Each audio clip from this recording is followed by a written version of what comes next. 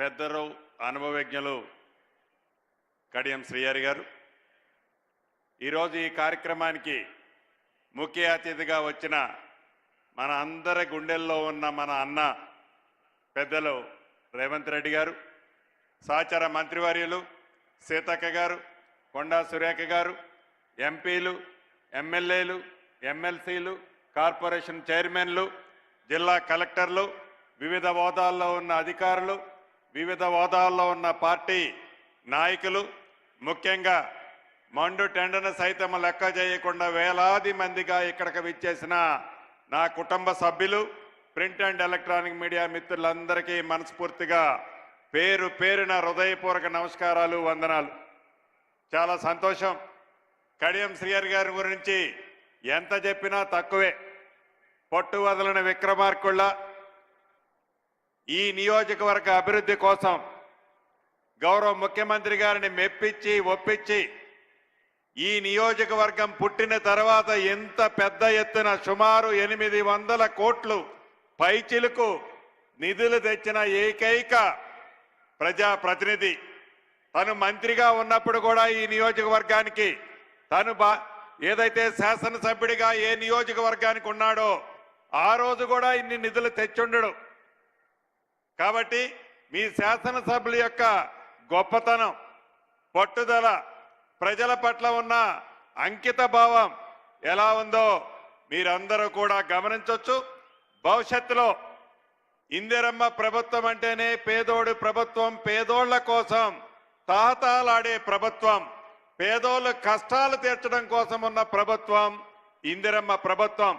ఇటువంటి మన ఇందిరమ్మ ప్రభుత్వంలో మన నాయకులు రేవంత్ రెడ్డి గారి నాయకత్వంలోని మన ఇందిరమ్మ ప్రభుత్వం చెప్పిన మాటలే కాకుండా చెప్పని అనేక అంశాలని రాష్ట్ర ఆర్థిక పరిస్థితి బాగలేకపోయినా ధనిక తెలంగాణ రాష్ట్రాన్ని 8,19,000 కోట్లు ఆనాటి పెద్దలు, అది కార్పొరేషన్ల ద్వారా కావచ్చు, సింగరేణి కావచ్చు, FRBM నామ్స్ లో కావచ్చు, ఇతరత్ర అప్పిస్తున్నోడే పాపం ధనిక తెలంగాణ రాష్ట్రమని సొల్లు మాటలు చెప్పి రాష్ట్ర ప్రజలని మభ్యపెట్టి, దేశంలో ప్రజలందరినీ మభ్యపెట్టి దొరికిన కాడికి ఎక్కడ దొరికితే ఎంత వడ్డీకి దొరికినా డబ్బు తెచ్చి కొల్లగొట్టి ఆ డబ్బులో 1,00,000 కోట్లు పైగా ఆ కుటుంబం ఖాతాల్లో ఈనాడు జమ చేసుకున్న మహానుభావుడు అప్పు చేసిపోతే మన ఇందిరమ్మ రాజ్యం వచ్చిన 15 నెలలలో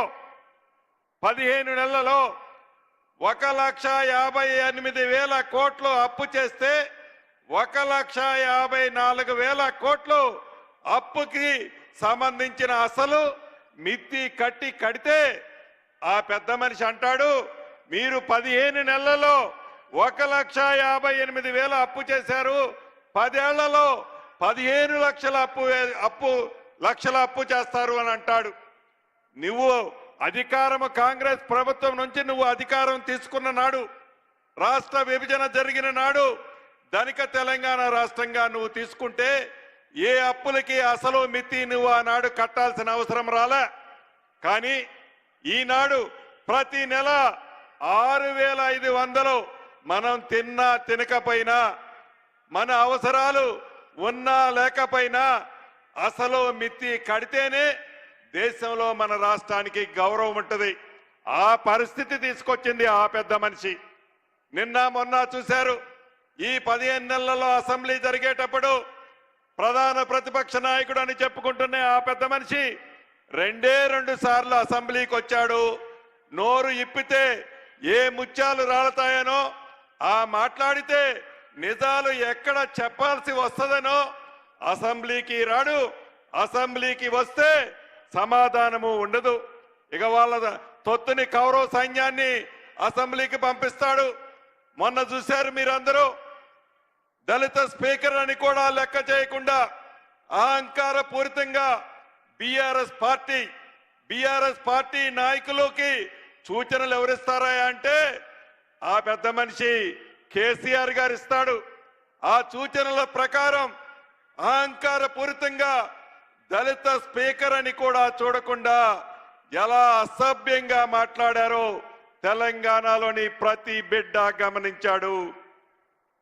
అదే వారి పరిపాలన చేసే నాడు మన శాసనసభ్యులు కాంగ్రెస్ శాసనసభ్యులుగా కోమటిరెడ్డి వెంకటరెడ్డి గారు మిగతా మిత్రుల్ని వట్టి పుణ్యానికి శాశ్వతంగా శాసనసభ సభ్యత్వమే ఆనాడు రద్దు చేశారు. నిన్న మొన్న గౌరవ ముఖ్యమంత్రి గారు ఈ రాష్ట్రంలో జరుగుతున్న పరిస్థితిని గురించి, ప్రధాన ప్రతిపక్ష పాత్రని ఆ పెద్ద మనిషి ఎలా నిర్వహిస్తున్న దాని గురించి అనేక విషయాల గురించి క్షుణ్ణంగా చెప్పారు. కానీ అది వినే ఓపిక కూడా లేదు. వారు చెప్పేది తప్ప మన వినాలి తప్ప మనం చెప్పేది వాళ్ళు వినే ఓపిక వాళ్ళకి లేదు. అదే ఎక్కడ వినాల్సి వస్తుందో అని, ఎక్కడ నిజం చెప్పాల్సి వస్తుందోనని అసెంబ్లీ నుంచి ఎప్పుడు గేటు దాటి బయటపడి బయట సొల్లు మాటలు మాట్లాడాలని తాపత్రయపడుతున్నారు బావమరుదులిద్దరు.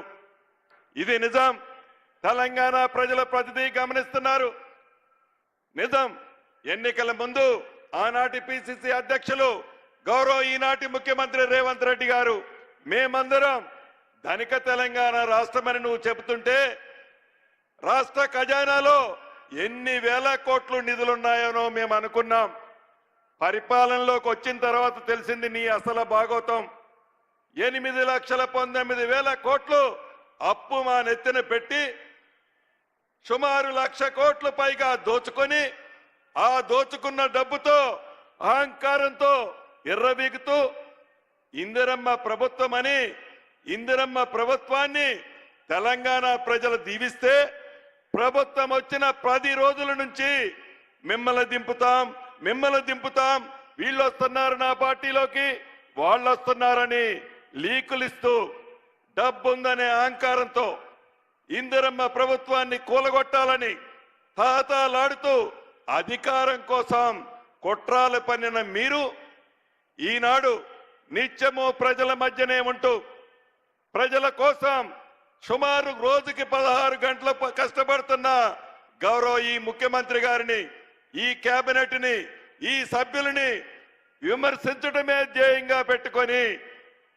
గుడ్డ కాల్చి మీదేయడమే ధ్యేయంగా పెట్టుకొని అభివృద్ధిని మంచనే సంస్కృతి లేకుండా, అభివృద్ధిని అభినందించకపోయినా కనీసం ఇంగిత జ్ఞానం లేకుండా ఏ రకంగా ఈ గడిచిన 15 నెలల నుంచి ఎలా నడుస్తున్నారో మీరందరూ గమనిస్తున్నారు.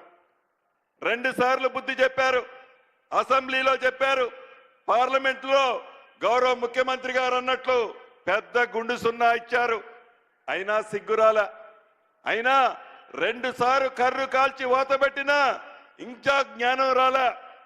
ఊహల్లో తేలుతూ మళ్ళీ మేమే ప్రభుత్వం వస్తుందని పగటి కలలు కంటూ కాలయాపన చేస్తూ ప్రజలను మభ్యపెడుతూ ఈనాటి ప్రతిపక్షం ఎలా నడుస్తుందో మనం చూస్తున్నాం.